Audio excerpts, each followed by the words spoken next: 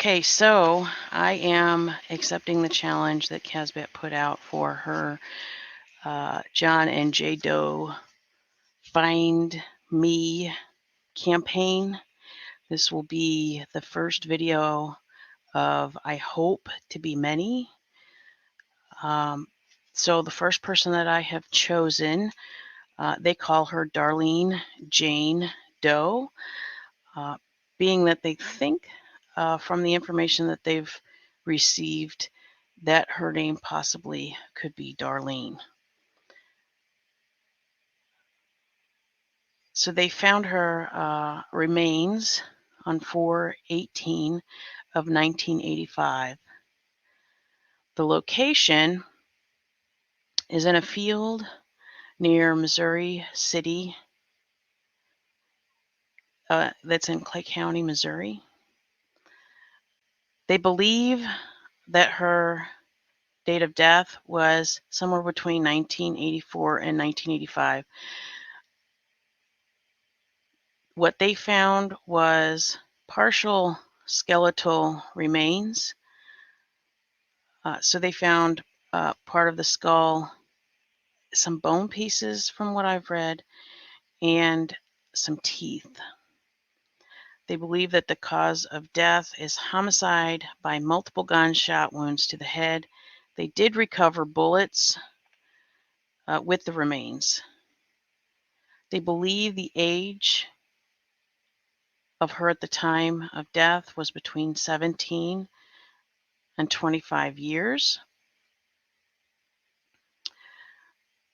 Obviously, they think she's female, or they know she's female. They approximate her height to be between 5'2" and 5'7". Now, some of the information shows different ranges in her height by a little bit. It's not a huge difference, so I would imagine that 5'2" to 5'7" is probably the most accurate because it encompasses all of the other heights that they believe she could be. Her hair brown.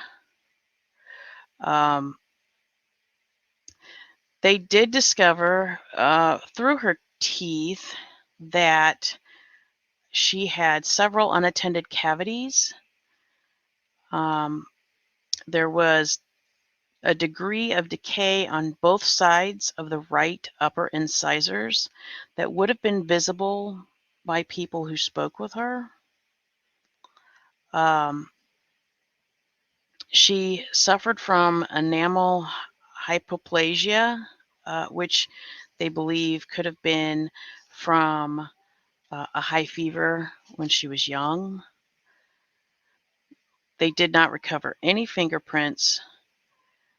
There is DNA available, and the only item of clothing or anything that she could have been wearing that they found was this comb that you see in on this flyer from the FBI. There was a press release from Clay County Sheriff's Office in January of 2017, and it states, Clay County, Missouri, January 17th, 2017. In October of 2016, the Clay County Cold Case Squad released an updated photograph of the homicide victim, Jane Doe. So up until that point, she was listed as Jane Doe. That was found in a field near 210 Highway at Boyer Road in 1985. As a result of the new photograph, a tip was received by Kansas City's Crime Stoppers, where a caller reported that they believed to have known the victim. The caller also reported that they occasionally rode to and from work together and that the victim possibly had children.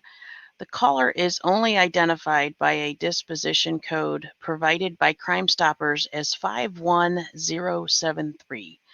Our attempts to contact this tipster have been unsuccessful. If you or someone you know made this call, please have them contact Clay County Cold Case Detectives directly at 816-407-3716. Anyone who recognized Jane Doe or who has information about our anonymous tipster is asked to contact the TIPS hotline or the Clay County Sheriff's Office Cold Case Unit at 816-407-3716. Now, that was what they released in 2017 from the Sheriff's Office. Okay, so I have a map here.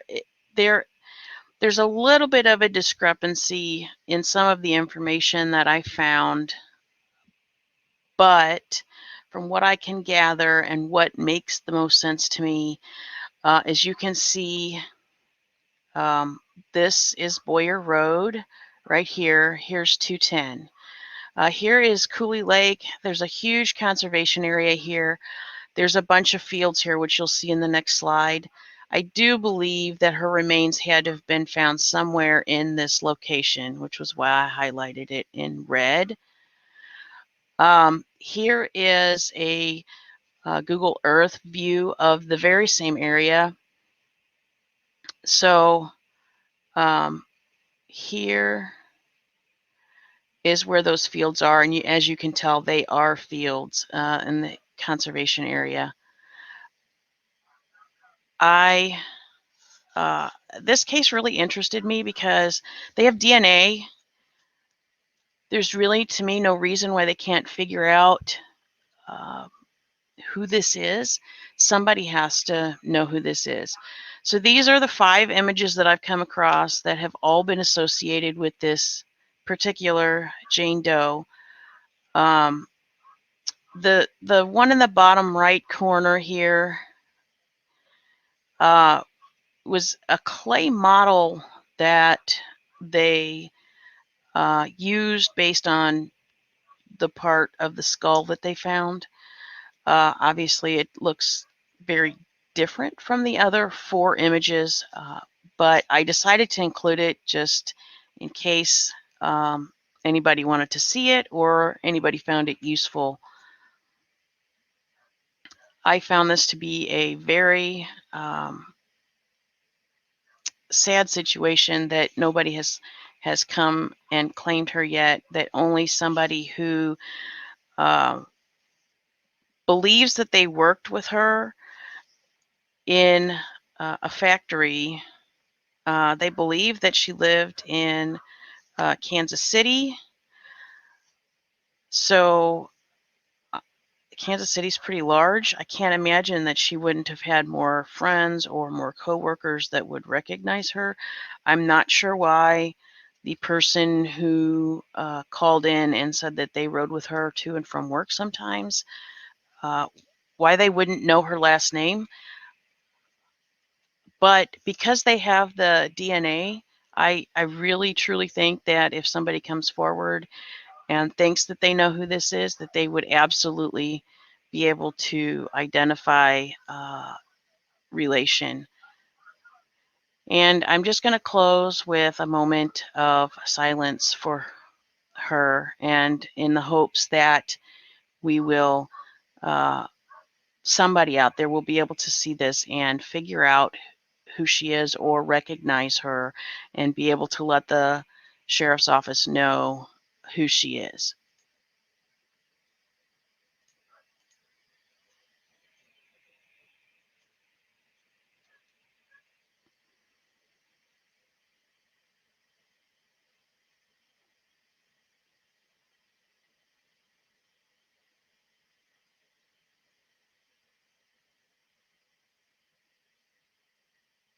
And in closing, I will be putting the information for Kaz's channel in the description so that you can go and support her since she started this campaign. If anybody has any questions about the Find Me campaign, feel free to contact me or her. All of my information is in the About tab and will be in the description of the video. And as always, if you are not subscribed and you would like to see more of this kind of stuff, please subscribe and hit the bell so that you might receive notifications from YouTube. please like this video. If you hit the thumbs up, it really helps push these videos out to more of an audience so that we can try to help find these people. And as always, feel free to leave a comment. I apologize for the dogs in the background. I can't seem to get them to stop barking while I'm trying to record.